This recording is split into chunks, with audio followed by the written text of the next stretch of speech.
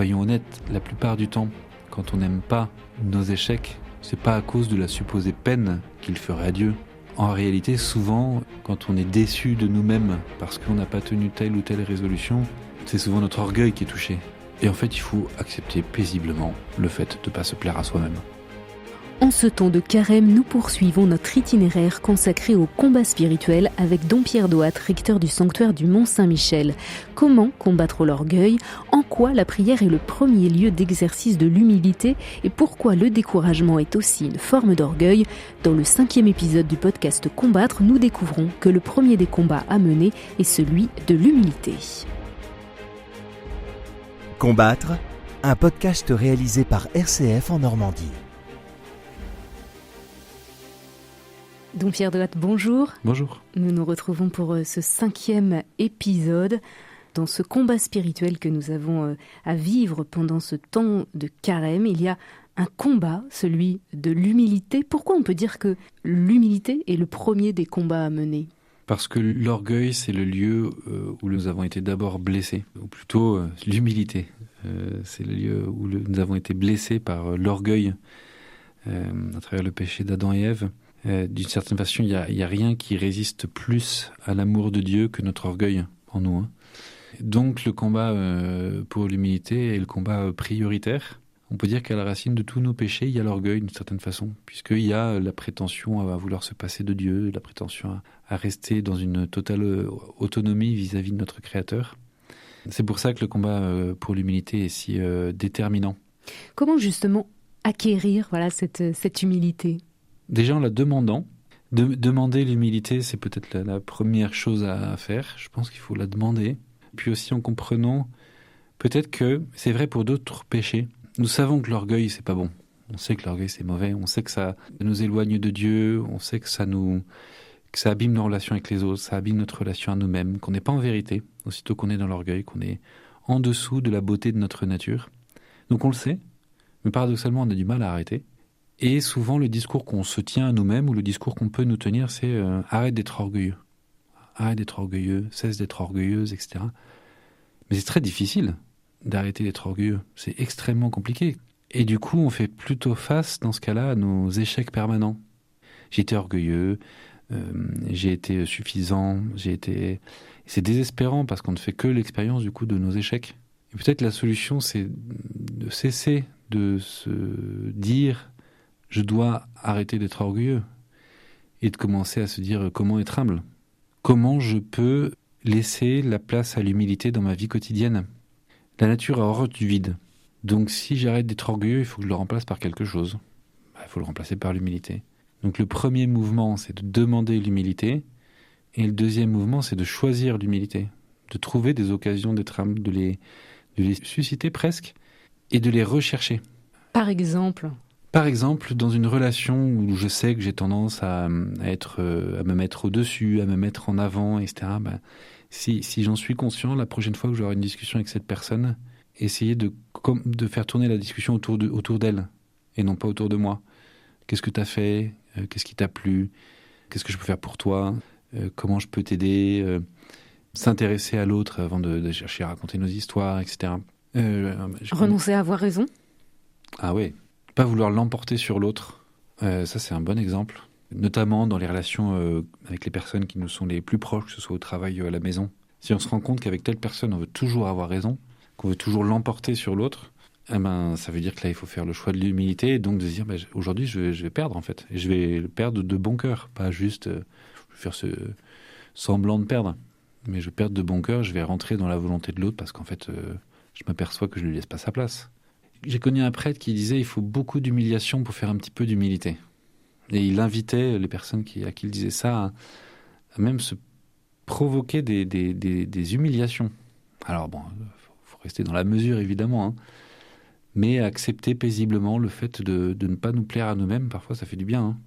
Accepter sans peur le fait de ne pas être aimé, par exemple, par telle ou telle personne dont on souhaite être aimé. Accepter paisiblement le fait de ne pas être compris ou de ne pas avoir été entendu. Voilà. Mais évidemment, il ne faudrait pas que les personnes qui sont naturellement humbles et qui ont cette grâce-là, aussi par vertu, d'être humble se disent bon faut que j'en rajoute encore, mais en fait chacun sait où il en est par rapport à l'humilité ou à l'orgueil, et donc à chacun de voir ce qu'il peut mettre en place. Mais rechercher l'humilité me semble plus urgent que de se battre contre l'orgueil, et plus facile, c'est plus stimulant. Mais est-ce que là on parle de la démarche de notre part pour acquérir l'humilité, mais est-ce que l'humilité ne vient pas justement dans la prière face à Dieu qui se révèle à nous? Si, c'est vrai.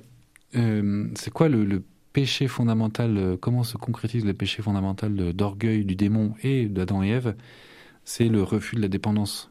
Donc en fait, à chaque fois qu'on prie, qu'on se tourne vers Dieu comme des créatures qui se tournent vers leur créateur, du coup on fait l'inverse de ce que le démon nous propose. Donc la prière produit l'humilité.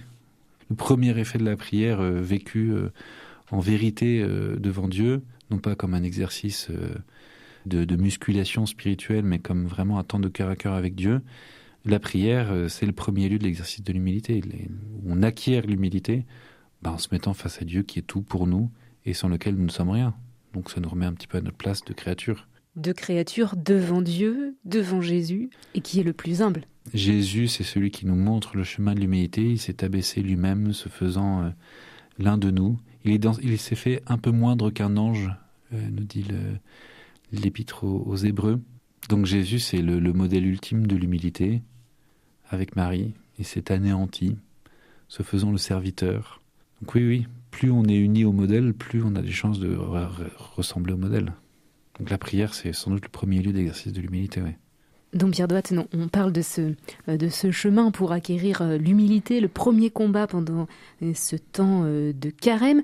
Mais finalement, le carême, forcément, ça nous fait découvrir quelque chose de l'humilité, puisque en général, on prend des résolutions, et puis très vite, on se rend compte qu'on n'arrive pas à les tenir. Et pour autant, est-ce qu'on a loupé notre carême? Non, heureusement qu'on ne les tient pas. Déjà parce qu'il y en a certaines qui sont peut-être pas bonnes pour nous, c'est possible. Parfois on peut se tromper dans nos résolutions et penser à l'urgence et que je prie un chapelet par jour, alors qu'en fait l'urgent c'est que tu aides ta femme ou que tu prennes soin de telle personne. Donc heureusement qu'il y a des résolutions de carême qu'on ne tient pas. Aussi parce que on va faire à travers l'expérience de cet échec, on va faire l'expérience de l'humilité, par l'humiliation. C'est pas le chemin le plus agréable. Mais si on arrivait à la fin de notre carême avec une espèce d'autosatisfaction sur c'est super, maintenant je prie mon chapelet tous les jours, et puis j'ai donné tant par jour à un pauvre, et puis j'ai fait telle et telle chose, et si on arrive au soir du vendredi saint à l'office de la Passion, où on médite sur le fait que Jésus s'est anéanti jusqu'à la mort pour nous en étant satisfait de nous-mêmes, je suis pas sûr qu'on puisse vraiment accueillir la grâce dans ce contexte-là. Donc tant mieux. Sainte Thérèse, elle disait, moi je veux me présenter à Dieu les mains vides. Voilà. Donc l'objectif du carême et des efforts que nous faisons, quels qu'ils soient, n'est pas d'arriver les mains pleines. C'est plutôt d'arriver les mains vides. Et parfois, pour arriver les mains vides, il faut que ce soit nos échecs qui nous vident les mains de nos petites satisfactions personnelles. Donc c'est pour ça qu'il faut être ambitieux, je pense, au bon sens du terme, au moment où on prend des résolutions de carême. Donc être courageux, en tout cas, plus qu'ambitieux, être courageux. Et accepter, encore une fois, paisiblement le fait de ne pas toutes les tenir et de se remettre au travail, de rediscerner sur le sens de tel ou tel effort qu'on s'est donné et qu'on n'a pas réussi à tenir. Est-ce qu'il faut se réessayer ou est-ce qu'au contraire, il faut s'adapter, faire autre chose? Mais tant mieux si on n'arrive pas au bout du carême en ayant tout tenu. Si on a tout tenu à la fin du carême, ça veut dire que c'était pas assez. Thérèse de l'Enfant Jésus, puisque vous en parliez, disait aussi que le découragement était une forme d'orgueil. Comment ne pas se décourager, justement, lorsqu'on retombe toujours dans les mêmes travers? Parce qu'en fait, je pense qu'on ne se décourage pas si on comprend que c'est précisément dans ce combat-là que se joue notre salut. Toujours elle, Thérèse de Lisieux, dans les procès de béatification qui étaient faits au début du XXe siècle, on a pu avoir accès aux témoignages de ses sœurs, celles qui ont vécu avec elle au Carmel. Et Céline, sa sœur chérie, presque sa sœur préférée, on peut dire, qui l'avait rejointe au Carmel quelques années après elle, se plaint de tomber systématiquement dans les mêmes fautes. Alors on ne sait pas de quel péché il s'agit, mais Thérèse, qui était sa maîtresse des novices, lui répond avec une fraîcheur et une douceur et une bienveillance que je trouve très touchante. Ils disent, mais ma sœur, quand donc accepterez-vous paisiblement le fait de ne pas vous plaire à vous-même ? En fait, soyons honnêtes, la plupart du temps, quand on n'aime pas nos échecs, c'est pas à cause de la supposée peine qu'il ferait à Dieu. Dieu va bien, hein. Dieu il va bien, il est tranquille, il est heureux, il est parfaitement heureux. C'est pas notre échec qui va le rendre triste. En réalité, souvent, quand on est déçu de nous-mêmes parce qu'on n'a pas tenu telle ou telle résolution, c'est souvent notre orgueil qui est touché et pas notre conscience d'avoir blessé le cœur de Dieu. Et en fait, il faut accepter paisiblement le fait de ne pas se plaire à soi-même. Ça ne veut pas dire ne pas faire d'efforts, mais ne pas s'étonner de notre faiblesse. Voilà. On essaye, avec tout notre cœur, avec toute notre bonne volonté, avec toute notre envie, etc. On essaye, et puis on se plante, mais on se relève.